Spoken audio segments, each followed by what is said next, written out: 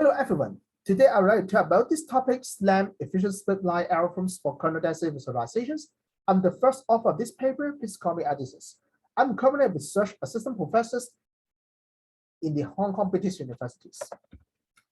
First, why do we need to support kernel density visualization, KDV? KDV has been extensively used in many applications. For example, in disease outbreak detections, some geographical researchers would like to use KDV to detect the COVID-19 hotspots in different geographical regions.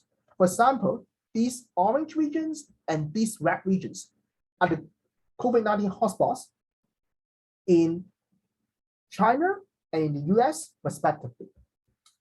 As you can see here, some geographical researchers also like to use KDV to detect the crime hotspots in different geographical regions. And this is the crime hotspot map in Arlington, Texas. As you can see that these red region, and these red regions are the crime hotspots in Arlington, Texas. Then let's talk about what is KDV. Here we will use these crime rate predictions as an example to illustrate these concepts. As you can see this crime hotspot map, there's so many black dots in this region. Each black dot represents the location of a crime. For example, it can be a robbery, commercial burglary, or motor vehicle theft. The goal of these crime rate predictions is to predict the crime rate of a given location Q by computing the kernel density functions FQ. Here, this FQ is denoted by these equations.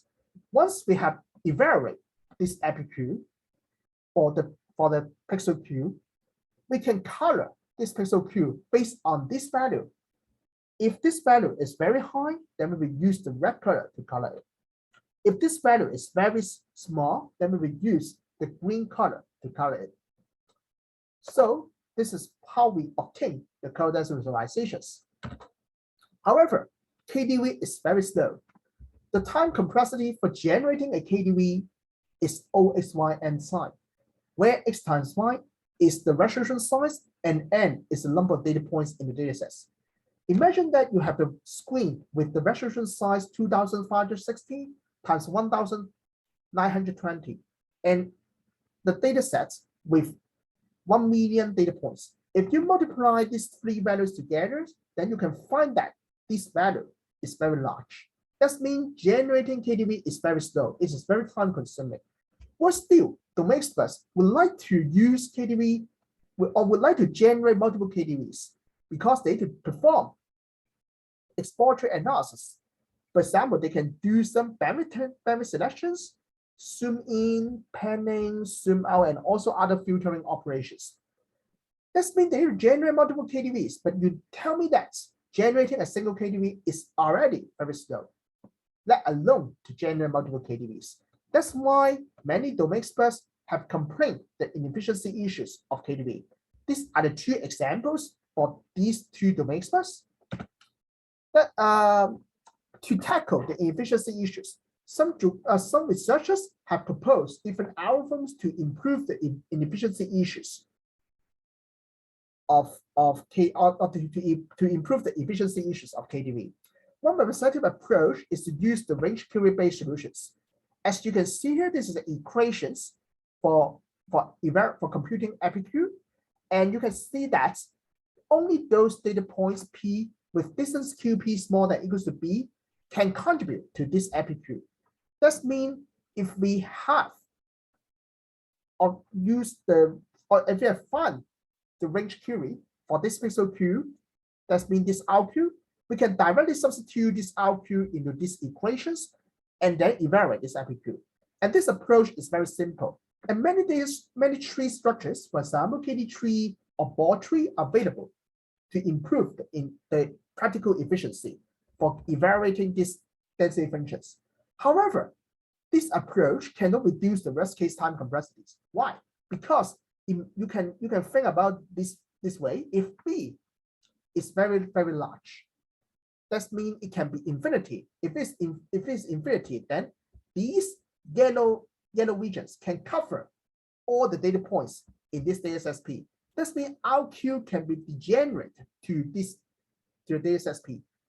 That means evaluating this equation is at least ON time, right? Then x times y pixels. So the time complexity for using this approach is OXYN time, which is the same as the basics as the naive approach. In this paper, we have the following contributions that can overcome the weakness of range K-based solutions. So you can see that this is the first word for generating a single KDV that can reduce the worst case time complexities.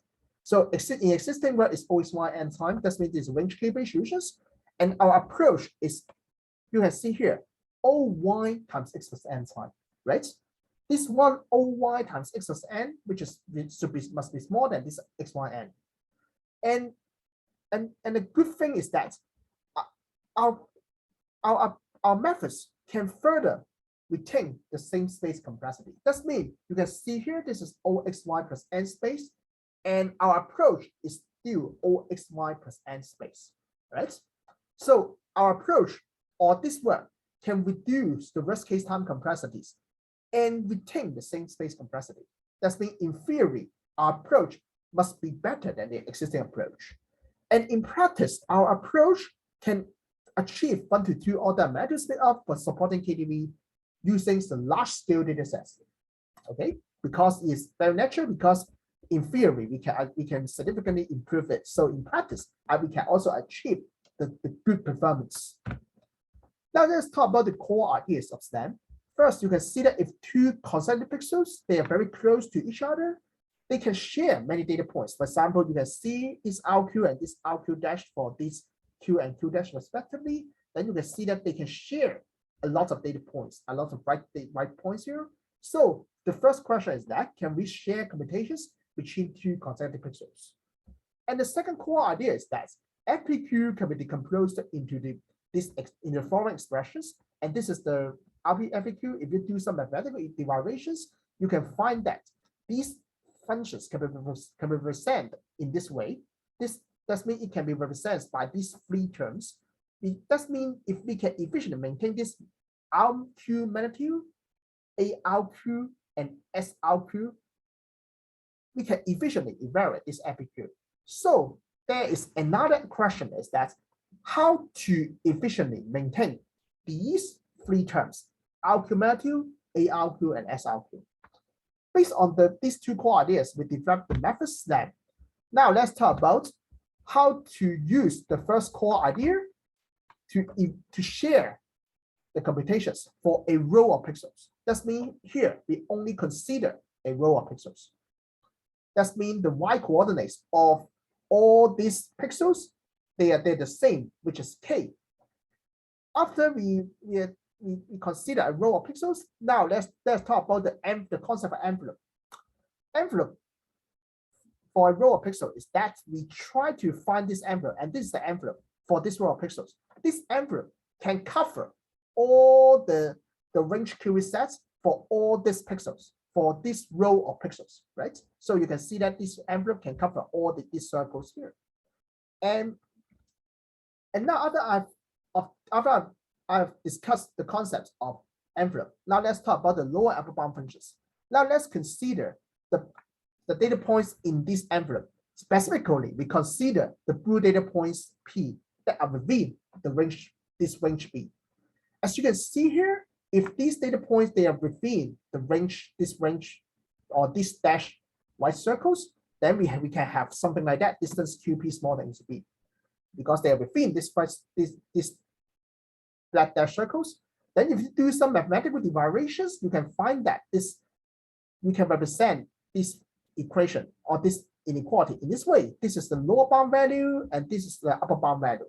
Now let's let the lower bound value to be this one and the upper bound value to this one. Let's take a close look for this lower and upper bound functions. You can see here this lower bound functions, which is only depends on the x coordinate and the y coordinate of the data points of a data point P. And B and K, they are the constant. K, because K is fixed because we only consider a row of pixels. So K is fixed. And B is this one, which is also fixed. This is the range or the bandwidth value, which is also fixed. So you can see this lower and upper bound functions only depends on the x and y coordinates. of the data points P. And you can see that there is a square root term in these lower and upper bound functions. There is this always a real number, or it be or is it an imaginary number? And now we talk about here, we consider here, we need to say something here. All those data points that are inside this envelope, they have the real number. That means they have the real number for this lower upper bound value, because this envelope has the restriction that k minus p dot y must be smaller than this p. So you can see that this number must be positive. So this square root of this number is also a positive value. So this lower upper bound value must be a real number.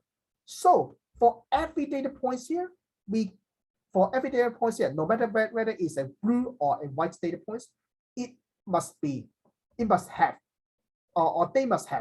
the lower and upper bound values.